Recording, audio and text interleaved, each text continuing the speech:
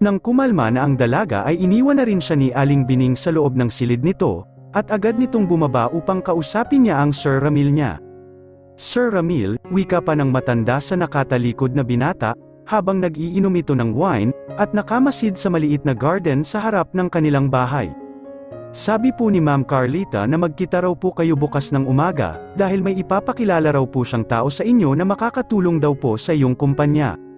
Salamat po, Aling Bining, pumasok ka na po sa loob ng kwarto mo at magpahinga ka na, casual nitong sagot na may malalim na iniisip. Yes po sir, tugon nito at pumasok na ito ng kwarto. Kinaumagahan ay maagang nagising ulit si Ramil at nakipagkita ito sa kanyang kaibigang si Carlita.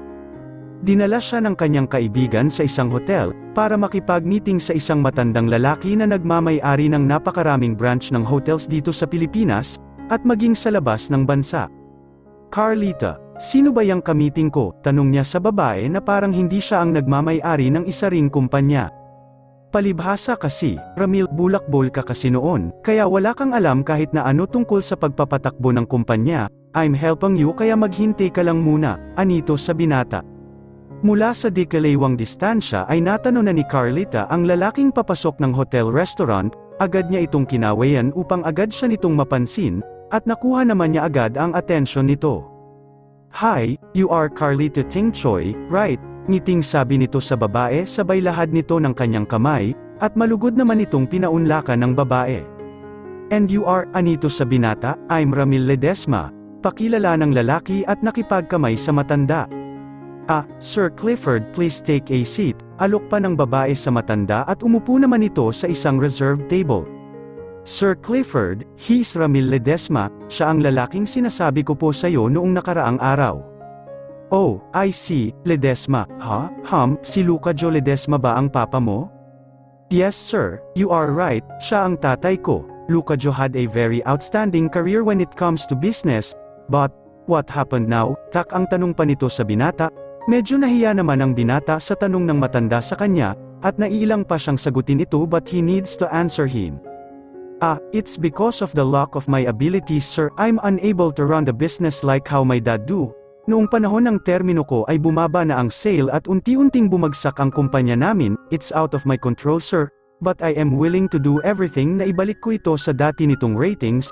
In order to do that, I'm going to direct to my point, Mr. Cliffords, can you help me by investing to my company?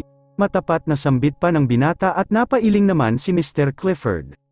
Ramil, ikaw na rin mismo ang nagsabi na it's out of your control at wala kang masyadong alam pa sa pagbibusiness, so how I'm going to help you kung kulang ka pa ng kaalaman? It's a money Mr. Ledesma, might ilulugi mo lang din ang pera na invest ko sa iyo. Sir, I will do my best to run the business and bring it to its own feet, I just need your help right now, anito. Best, then what is your best? Natahimik naman si Ramil sa tanong ng matanda sa kanya, pati ang kanyang sarili ay natanong na rin niya, ano nga ba ang best niya? You can't answer my question, then, mas lalo mo lang pinatunayan sa akin na hindi ako dapat mag-invest sa kumpanya mo. I'm sorry Mr. Ledesma, but I won't do it. See me next time kung ang nais mo na lang ay ang ipagbili ang kumpanya mo sa akin. Wika pa ng matanda sabay tayo mula sa kinauupuan nito. Ano ba yan, Ramil, para kang nanghihingi ng candy, you're doing a business trade, lugi man yang kumpanya mo. You still need to step your foot on the ground, huwag yang binababa mo na ang sarili mo dahil lugi lang yang kumpanya mo. You are not the Ramil who love natures and tours, you are Ramil right now who is the son of the outstanding man Luca Joe Ledesma, kaya ayusin mo yang sarili mo. Sermon pa ni Carlita sa kanyang kaibigan. Papa, sino yung kinausap mo? Usisa pa ni Georgina sa kanyang ama. Ah, that's a businessman too like me here, but he don't know how to handle his business, so, how can I help him in that way? Turan pa ng ama nito sa kanya. Subalit hindi na niya ito pinakinggan, at agad na niyang nilapitan ang nakakaawang mukha ng binata sa table na kinauupuan nito. Hey, you want a man that can invest to your company? Tanong pa ng dalaga sa binata. I know someone that is billionaire enough to help you, dugtong pa ni Georgina. Habang sa kabilang banda naman ay kahit nasa opisina si Carlos, ay walang ibang laman ang kanyang isip kundi ang kanyang mag-ina. Rosenda, I wonder if you are in good hands right now. Sana ay ligtas ka pati ang anak natin, aniya sa kanyang isipan habang wala siyang nagagawang trabaho. Isang katok ang pumukaw sa atensyon ng lalaki, "Come in," aniya at pumasok ang kanyang secretary. "Sir, here is our sales and here is our data, and also, ito po ang datos ng kumpanyang katunggali natin noon," sabi pa ng secretary at inilapag na niya ang mga papers sa harap ng kanyang boss. "Pwede ka nang umalis," anito. "Opo, sir." Pagkalabas ng kanyang secretary ay agad na tiningnan ni Carlos ang data ng kumpanyang kanilang kalaban noon, at laking gulat niya sa laki ng ibinaba ng ratings nito. How this Ledesma company ended up like this? Ganito ba talaga kalaki ang epekto ng pagkamatay ni Mr. Ledesma? Bulalas niya sa kanyang isipan. Sa gitna ng pagbabasa niya ay nakatanggap siya ng isang tawag mula kay Georgina. "Georgina, may importante bang bagay? Gusto ko lang magtanong kung nahanap mo na ba si Rosenda. So, how is the search?" Wala, kahit anong lead, disappointed niyang tugon. "Maiba ako, nakausap ko kanina ang anak ni Mr. Luca Joe Ledesma, I told him that you will going to have a meetings with him." Ulat pa ni Georgina na parang pagmamay-ari niya ang kumpanya ni Carlos. "What? Why did you do that? You know that I am busy, at alam kong investment ang kailangan ng lalaking iyan, I'm not willing to work with him." "Kuya, malaking kumpanya ang Ledesma Company, malaki ang itutulong nito sa parehong company ninyo. Dahil we can't deny na isang malakas na kumpanya rin ang Ledesma, it will bring a good impact sa bawat kumpanya ninyo, not just to his company but to your company too," pangungumbinsi pa ni Georgina sa lalaki. Sa isip rin ni Carlos ay may punto rin naman ang dalaga kaya napabuntong hininga na lang siya bago sumagot. "Okay, total ikaw naman ang nakipag-usap dyan, tell him that I'm going to meet him at my hotel." "Saang hotel? Dyan ba sa Montana Hotel?" "No, to the other one, Georgina, and the schedule is next week." "Okay, got it," ngiting tugon naman ng dalaga, at ibinaba na niya ang phone sabay harap sa binatang si Ramil. "Meet him next week at Vision Hotel Tower," galak na sambit pa ng dalaga, at malapad ng ngiti naman ang gumuhit sa mga lobby ng binatang si Ramil. Matapos makipag-usap ni Ramil at Carlita sa dalagang si Georgina, ay bumalik muna ang binata sa kanyang opisina, at pagkasapit ng alas 7 ng gabi, ay umuwi na siya sa kanyang pamamahay. "Sir, ano pong gusto nyo?" "Ipagluluto na po kita," alok pa ni Aling Bining sa kanyang amo. "Kape na lang po muna, Aling Bining," malumanay na tugon ng binata sa matanda. Umupo ito sa bangko na nasa garden at nagmumuni-muni.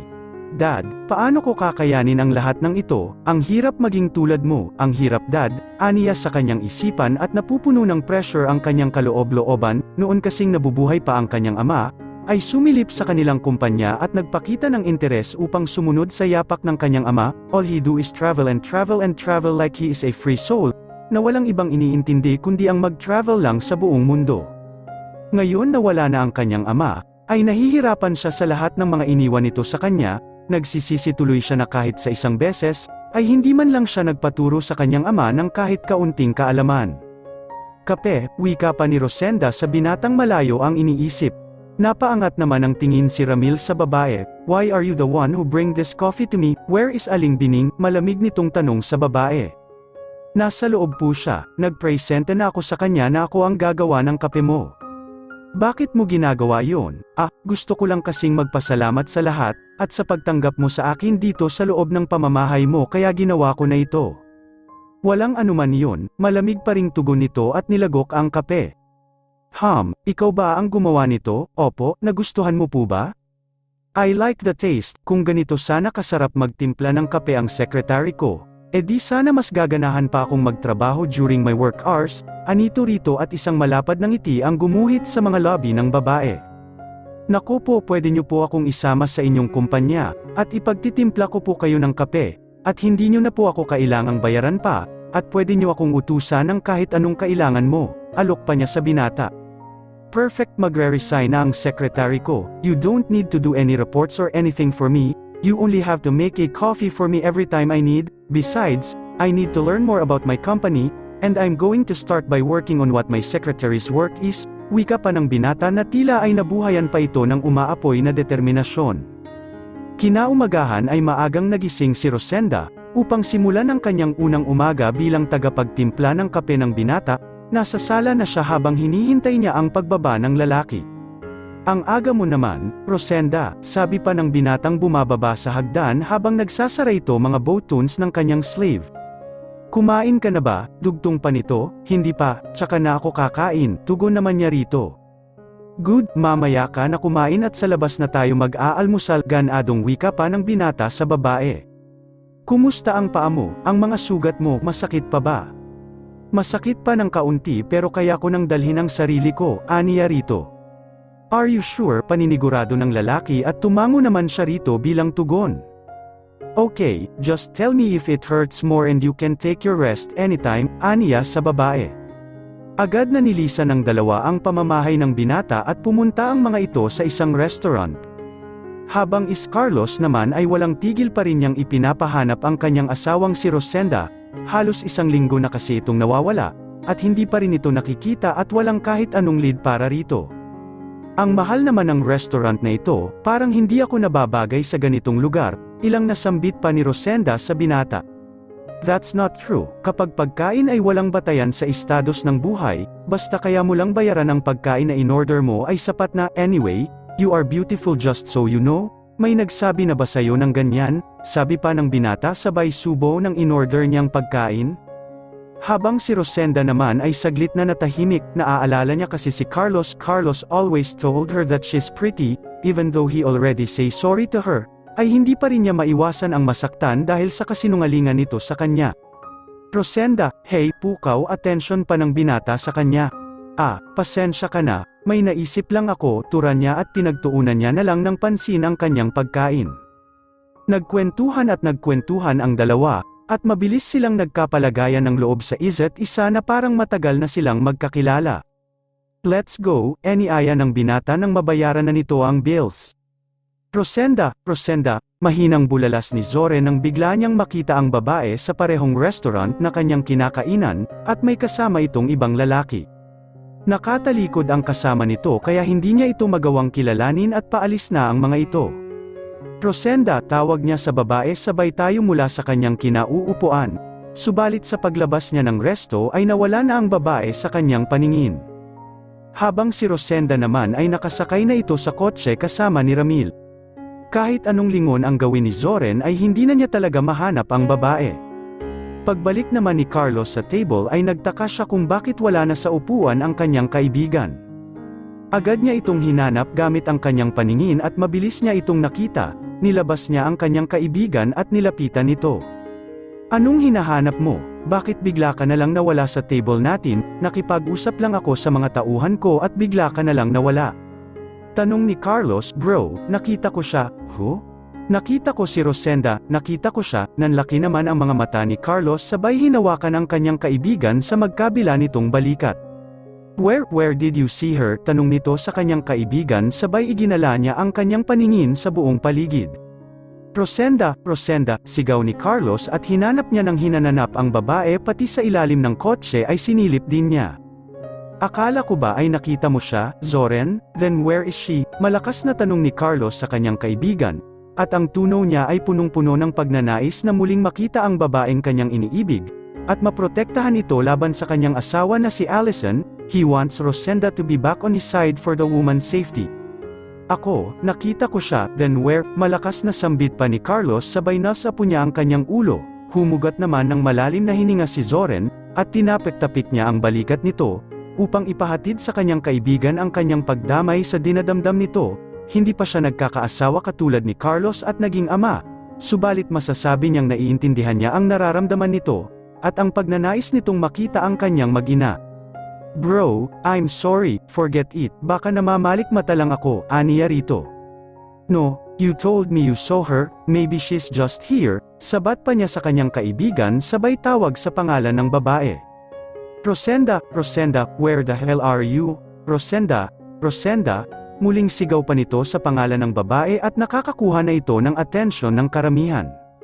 Bro, stop now, tama na, bumalik na tayo sa loob. Labag man sa kalooban ni Carlos, ay sumunod na siya sa nais ng kanyang kaibigan, dahil nag-uumpisa na rin silang husgahan ng mga tao na nasisiraan na siya ng bait. Habang sa kabilang banda naman ay abala si Ramil na pag-aralan ang estado ng kanyang kumpanya, at bawat detalye ay pinag-aaralan niya, upang magawa niyang ibangon ang kumpanyang iniwan sa kanya ng kanyang ama. Malayang pinagmamasdan naman ni Rosenda ang imahe ng binata na punong-puno ng determinasyon, upang maibalik nito sa dating rating ang naturang kumpanya. Ang sakit ng batok ko, reklamo pa ng binata at hinilat-hilit niya ang kanyang leeg at sintido. Kape, alok ng dalaga sabay lapag ng kape, ngumiti naman ang binata. Perfect timing, anito at binitawan nito ang hawak-hawak nitong papel at inumpisahan na niyang higupin ang kape. Masarap, nakakatulong talaga para magising ang diwa ko sa nakakabobong mga files na ito, hyper na sambit ng binata. Tawagin mo na lang ako kapag may kailangan ka pa, aniya at naupo siya sa kabilang table ng binata. Lumipas pa ang mga oras at sumapit na ang gabi, masakit na ang ulo at utak ng binata sa kakabasa ng lahat ng mga papers kung papaano pinatakbo ng kanyang papa ang kanilang kumpanya. Rosenda, tawag niya sa babae, habang nakatuon pa rin ang kanyang atensyon sa mga papel, subalit hindi siya nito sinasagot. Rosenda, muli niyang tawag subalit sa muli ay wala pa ring sumasagot sa kanya. Rosen, naputol ang pagtawag niya sa pangalan ng babae nang sa pag-angat niya ng kanyang paningin, ay nakita niyang mahimbing na pala itong natutulog sa table. Tumayo siya mula sa kanyang kinauupuan, at hinubad niya ang kanyang tuxedo, at ikinumuti yun sa babae at napatingin siya sa bintana. Gabi na pala, kaya pala nakatulog ka na ng mahimbing dyan, aniya sa babae at kasunod nun ay napatitig siya sa mukha ng babae. She really resembled me someone that I really liked before, aniya sa kanyang isipan habang titig na titig siya sa mukha at labi nito. Ramil was so tempted to look at the woman's face, her face is like an angel for him that is so kind na para bang hindi ito nagagalit sa kahit anong kasalanan, napakaamo kasi ng mukha nito na parang isang matiwasay na tubig sa batis. Napakabait mo, sino kaya yung loko-lokong lalaking iyon na ginawa ka lang kabit at nang maupakan? You don't deserve to be a mistress, Rosenda. You are beautiful in and out. And being mistress doesn't fit you, you deserve to be loved alone, dugtong pa niya. Hinapuhap niya ang buhok ng babae tsaka bumalik na siya sa kanyang table. Let me finish this and we will go home, aniya sa kanyang sarili at nagbasa ulit. Kalauna nang matapos na siyang magbasa ay ginising na niya ang babae at umuwi na sila sa kanilang bahay. I have to sleep good dahil bukas na ako makikipagkita kay Mr. Hortaleza, I have to get ready myself para makuha ko siya bilang investor ng kumpanya ko, aniya sa kanyang sarili at ipinikit na niya ang kanyang mga mata. Kinaumagahan na naman ay maaga ulit nagising ang dalawa, they went into hotel kung saan nila dapat kikitain si Mr. Hortaleza. Kasalukuyang nakaupo silang dalawa ngayon sa table at hinihintay ang lalaki na dumating. Ramil, sino ang kikitain natin dito? It's a very big investor. Sana makuha natin siya, tugon niya sa babaeng si Rosenda. Ramil, CR lang ako, excuse me, aniya, sige lang. Pagkapasok ni Rosenda sa loob ng CR ay nag-retouch muna siya ng kanyang manipis na makeup, hindi niya kasi mapaliwanag na parang kinakabahan siya sa araw na ito na parang may mangyayaring masama, huminga siya ng malalim ng makailang beses at nagpakawala ng negative vibes sa kanyang sarili. Relax ka lang, aniya sa kanyang sarili. Matapos niyang i-retouch ang kanyang makeup, ay pumunta muna siya sa swimming pool ng hotel para makahigop ng mas sariwang hangin mula sa paligid. Sa gitna ng kanyang pagmuni-muni, ay kitang-kita niya sa labas sa transparent mirror ang babaeng naka-eyeglasses at nakapulupot pa ang manipis na tela sa ulo nito. Kahit halos mabalat ang mukha nito, ay kilalang-kilala niya ang tindig at ang hugis ng mukha ng babaeng nasa labas, and she know that it was Allison. It won't take long makikita rin kita, Rosenda, maaring tinatago ka lang ng asawa ko malayo sa akin, I won't let you two to have a happy ending, gusto ng asawa ko ng anak mula sa akin kaya kailangan kong patayin ka at ang anak mo Rosenda, in that way, wala nang sagabal sa amin ang asawa ko and we can live happily, nahihibang nasambit pa ng isipan ni Allison, habang nasa labas siya at nagbabasakali na mahanap niya si Rosenda sa isa sa mga hotel na pagmamay-ari ng kanyang asawa. Dumadagundong sa kaba ang narinig ni Rosenda mula sa kanyang puso, at agad na siyang tumayo mula sa silyang kanyang kinauupuan at nagmadali siyang pumasok sa loob ng hotel. Rosenda, mahinang bulalas ni Georgina nang makita niya ang babae at nagmamadali pa itong lumabas sa exit door ng hotel. Rosenda, madaling habol pa ni Georgina sa nakita niyang babae na dumaan sa kanyang harapan, agad na pumasok si Rosenda sa loob ng kotse ng binata, upang itago ang kanyang sarili mula sa nagbabanta ng kanyang buhay, hindi pwedeng mag-cross ang landas nila ni Allison, at baka mapahamak lang ang kanyang anak kapag nagkataon. At sa paglabas ni Georgina ay hindi na niya mahagilap ang babae. Rosenda, Rosenda, tawag pa nito sa pangalan ng babae. Georgina, sabi naman ni Rosenda nang makita niya ang babaeng nasa malapit lang sa kanya, at akmang bubuksan na niya ang pintuan ng kotse, subalit pinigil niya ang kanyang sarili na mapagtantong hindi siya maaaring magpakita sa dalaga, dahil magiging balita ito kay Carlos, and she know that Carlos will do everything para makita lang siya, bagay na hindi pwedeng mangyayari sa ngayon. Mas mabuting walang makakita sa akin ng isa sa inyo, sa ganoong paraan ay mas magiging ligtas ako at ang baby ko, aniya sa kanyang sarili, at binawala niya na lang ang dalaga at nag-iwan siya ng mensahe sa binatang si Ramil na nasa loob na siya ng kotse, at masama ang kanyang pakiramdam upang hindi ito mag-alala sa kanya. Habang sa kabilang banda naman ay kara-rating lang ni Carlos sa table ni Ramil. Hi! Bati pa ni Carlos sa lalaki, agad din naman itong tumayo para batiin siya nito pabalik. Hi! Mr. Carlos Hortaleza, aniya sabay lahad ng kanyang isang kamay sa lalaki, at malugod naman nitong tinanggap ang kanyang kamay. I'm Ramil Ledesma, thank you for coming, formal niyang pakilala sa lalaki. Maupo ka. Oh, thank you. Kakaupo pa lamang ni Carlos sa Celia starting to have a convo sa binata, nang makatanggap siya ng isang tawag mula kay Georgina. Okay lang, sagutin mo muna, paubeyan naman ni Ramil nang magring ang cellphone ng lalaking nasa kanyang harapan. I'm sorry, mabilis lang, paliwanag naman niya sa binata at sinagot ang phone. Georgina, I'm at my meeting, let's talk about your concern later, aniya. Hindi lang ito concern ko, kuya, I saw Rosenda, I saw her in this hotel, ulat pa ng dalaga sa lalaki, at agad namang napatayo si Carlos mula sa kanyang kinauupuan, dahilan upang mapausog ang silya at lumikha ng malakas na ingay. Ano, you saw her, you saw my wife, bulalas pa niya sa kabilang linya na siya namang ipinagtaka ni Ramil, kung bakit ganoon na lang ang reaksyon ng lalaking kausap niya. Yes, I saw her, my eyes never lied, Mr. Ledesma, I'm sorry for this inconvenience but I need to leave now. This is an emergency, let's move our talk tomorrow night. Meet me at Vailey Hotel for the party of the new branch opening, here's the invitation. Nagmamadali niyang paalam at mabilis niyang iniabot ang card sa binata. Lakad takbo ang ginawa ni Carlos habang kausap si Georgina sa kabilang linya. Where are you? Tanong niya rito, at the exit way to go naman ito. Nagmamadali si Carlos na pumunta sa exit hoping to see his wife. Pagkarating nito sa exit ay agad niyang nilapitan ang dalaga na nasa labas. Where is she? Georgina, tanong ni Carlos at punong-puno ang tinig nito ng pag-asam na muli niyang makita ang babaeng ninanais niyang makitang muli. I don't know. I can't find her anymore. But I saw her. I'm sure it's her. Paliwanag pa ni Georgina sa kanyang kuya. Kung gayon nasaan siya ngayon? Umiling-iling naman ang dalaga at napasapo na naman ang lalaki ng kanyang sariling ulo. Weird. If she is still alive bakit hindi siya magpakita sa akin, Georgina? What's wrong with me ha? Kahapon lang ay nakita din siya ni Zoren, at ngayon ay ikaw naman. Pero bakit sa akin ay ayaw niyang magpakita? Bakit ayaw niya akong lapitan? Halos mabaliw na tanong ni Carlos sa dalaga na tila ay sumasakit na ang kanyang ulo, at gulong-gulo na ang kanyang utak kakaisip sa kung ano-ano. Habang si Rosenda naman ay nakatanaw lang ito sa kanyang asawa mula sa saradong bintana ng kotse. Tahimik na dumadaloy ang kanyang mga luha mula sa kanyang mga mata. Gusto niyang lumabas sa kotse at yakapin ang asawa, gusto niyang sabihin sa kanya na huwag mag-alala dahil ligtas siya. Carlos, Carlos. Sambit niya sa pangalan nito habang dumadaloy ang malulusog na mga luha mula sa kanyang mga mata. Masaya siya at ligtas ito, dahil noong mga gabing nasa kapahamakan siya, ay halos ibuwis na nito ang sarili nitong buhay para sa kanya at para sa kanilang anak.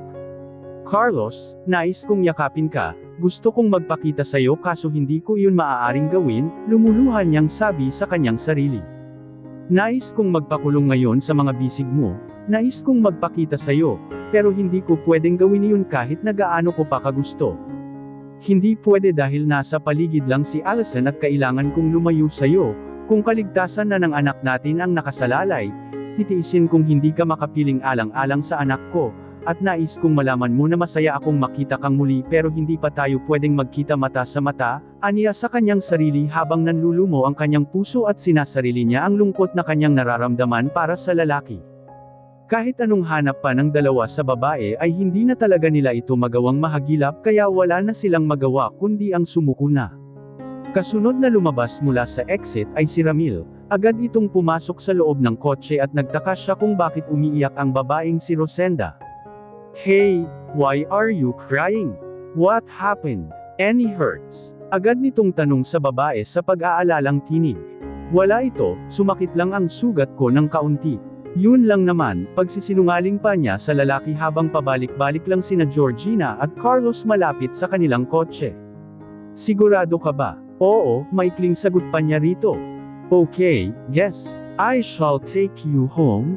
Sambit naman ito tsaka pinaandar ang sasakyan, at agad na silang umuwi sa kanilang pamamahay. Pagkarating ng dalawa sa bahay ng binata ay agad na nagtungo si Rosenda sa kanyang silid na siyang ipinagtaka ni Aling Bining. "Sir, anong nangyari sa kanya?" Yusisa pa nito sa kanyang amo. Nagkibat balikat lang naman ang lalaki bilang turan sa matanda. Kinabukasan ay maagang kinatok ni Aling Bining ang silid ng babae bitbit ang isang malaking kahon. Agad namang nagising si Rosenda sa malakas na pagkatok ni Aling Bining kaya agad niya itong binuksan. "Ala ganda, isukat mo raw ito dahil ito raw ang susuotin mo mamayang gabi," anito sabay abot ng isang box ng kahon kay Rosenda. Kunot noong tinanggap naman ni Rosenda ang naturang box. "Susuotin? Bakit daw po?" "Kasi sasama ka raw po kay Sir mamayang gabi sa hotel. Tsaka, pinapasabi niya na huwag ka na daw munang pumasok sa opisina ngayon, ipagpahinga mo lang daw muna iyang sarili mo, para may lakas ka mamayang gabi." "O siya, magluluto pa."